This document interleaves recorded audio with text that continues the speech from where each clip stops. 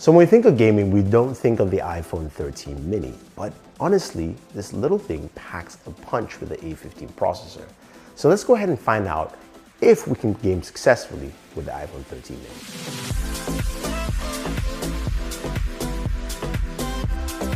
Hey guys, Thunder E here, and welcome to my video on gaming on the iPhone 13 mini. Now before we go ahead and check out this tiny little device, go ahead and smash that subscribe button and notification icon on this video. Now, I also want to give a big shout out to our sponsor of this video, Jaybirds, with the Jaybird Visitors 2. Stay tuned for more information about them because they are some pretty cool headphones. So, the iPhone 13 mini, it is a small device. Honestly, it is quite quaint, if you will. It fits in the palm of my hand, like it's that small. For me, it's really small, let's say it again. But this is a device that a lot of people like the form factor and size, 5.4 inches. It feels like it's very nice and pocketable, and a lot of people are looking for devices like this who are iOS users. So of course it makes sense to see how well it performs in gaming, which is why Apple has the A15 processor in here. And that makes a lot of sense. You want to give kind of the same functionality across the board for a lot of people.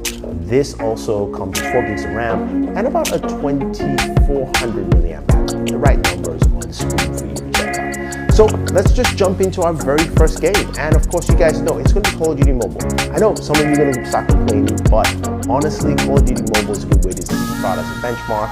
And I use Game Bench here to actually test this out. If you want to use them, I'll link for you guys in the description of this video. So Call of Duty runs well. It does. It runs at 60 frames per second. We had the game running on its highest setting and it looked good, it played well, but honestly it felt really smooth, just in general, so which is nice. Now there is no ProMotion display on the mini, but performance was pretty nice. So I also went ahead and checked out a game on Apple Arcade, which is of course 2K21. Now 2K played well, and do not mind the score on this though, because I'm terrible. I was terrible at it. I was trying to focus on recording, but also ran at 59 frames per second, solid 60 FPS, if you will, no dips in performance anywhere. Now, the cool thing about the iPhone series this year is that Apple has done some improvements with the speakers. So let's take a quick listen during some gameplay on how the speakers sound.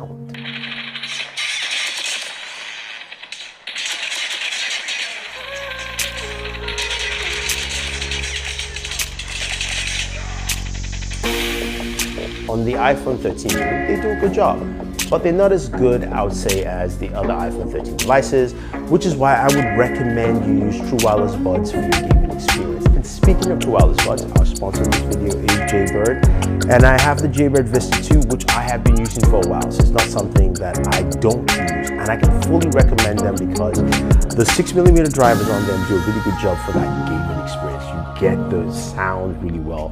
Plus, the application allows you to do much more than just listen to music and customize EQs. You have different sound profiles, which you can use for different things. I have one for gaming, one for working out. And speaking of working out, this thing is durable.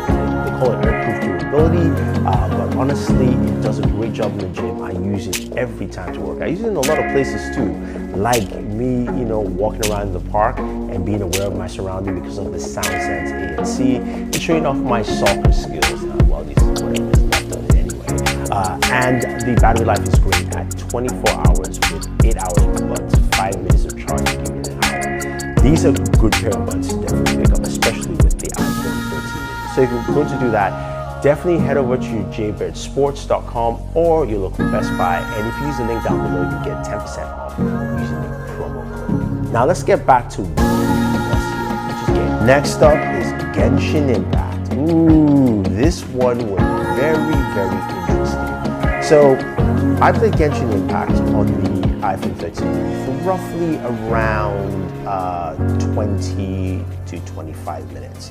Within the first 5 minutes of gaming with Genshin Impact, my frames per second dropped drastically down. And by the time I played for an additional 15 minutes, I had my frames drop down to about 36 frames per second, which is unheard of. Now, I'm playing the game at max settings, 60 FPS on the iPhone 13. So I'll say this again, I know a lot of the games are not optimized yet for the A15, so that is one thing to take note. But I was expecting similar results to what I had on the Pro Max, which was a drop down to about 41 to 42 frames per second, not all the way down to the mid-30s.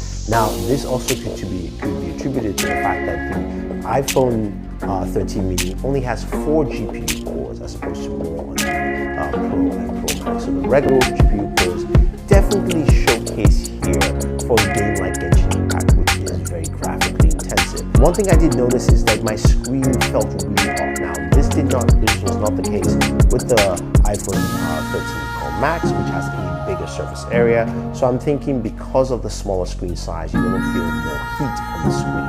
Now, in terms of temperatures, we got temperatures of about 111 degrees Fahrenheit, about 43 to 44 degrees Celsius.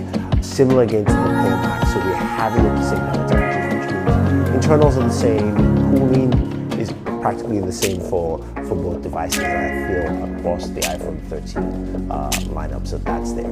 Now, we're going to end up with our last game, which will be PUBG. Now, PUBG Mobile is a game that some people say, hey, play in Battle Royale and play for long periods of time. Also, you can play on 90 frames per second. I know you can do that, but the average gamer is going to pick it up, install, and play.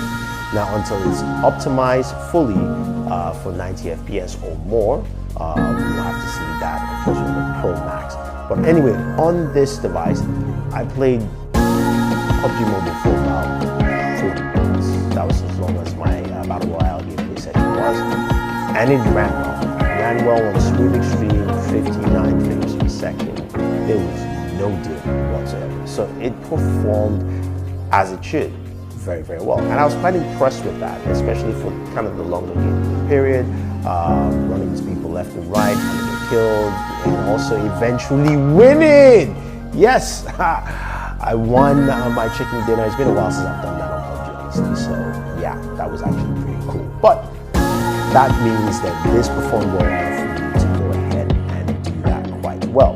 Now, the other thing, of course, some of you would ask me is, what about game streaming services? So I went ahead and tried out Xbox Game Pass. Games ran at 60 FPS. That wasn't the issue. And it ran also very well. The one thing I will note, though, to you guys, and I know a few people have mentioned this before, is the screen did dim down while I was playing Xbox Game Pass, which is roughly around about an hour and a half to 2 hours of gaming. And this happened with my Pro Max as well. That kind of dropped down. The display basically just dimmed down when it was about maybe, I believe it was about 3 hours of gaming or 4, so it's a slightly different time frames. But it did dim down, even though my brightness was at max resolution, max setting. So that is something that has to do with extended game periods. Now, the Mini works well. No issues with the backbone, doesn't fall out or anything. So if you're gaming with the backbone, it's actually fine. But besides even that, though, I really love this green case on the iPhone 13 Mini. It is so nice. I know you guys can see it clearly, but it's a lovely case. It's really nice soft silicone feel to it. Honestly, if you're looking for a case, that's also a good one to pick up for your iPhone 13 Mini. Look, the 4 cores, especially for a graphical intensive game, you're going to see some dips. Now, I'm waiting for games like Genshin to be updated to A15, and we'll of course run that again. But I can tell you that that's going to show you some dip at some point. In terms of most of the other games, you're going to be able to play them very fine. Now, temperatures will rise up, and I don't think it's going to overheat because the iPhone tends to throttle things down from what it seems, at least from the 2 cases I've seen, where your screen dips down, trying to make sure that your system does not overheat. Battery life. Battery life was better than the Mini, but not great. So what I mean by better than the Mini is better than the iPhone 12 Mini last year. It completely drained by the time I started. So far with about 2.5 hours of gaming, starting at 100%, I am down to about 70%. Now this is with some charging here here and there. So I'm looking at about a 20% loss, 20 to 25% loss or so, which for the mini compared to what I had last year is much better. So I would say you can game, but still have a charger on hand. So there you go, guys. If you have any questions, any comments about gaming on the iPhone 13 mini, let me know. Or any other iPhone or Apple devices. I'll be covering gaming on the iPad as well, so stay tuned for that. And also take a look at the Jaybirds Institute. Like I said, this is something I use myself. You guys can check them out. Use the link down below if you want to pick one up, or check it out at your local Best Buy. So this is Thunder E saying thank you. Stay tuned. Have a fun day, and always enjoy your entertainment.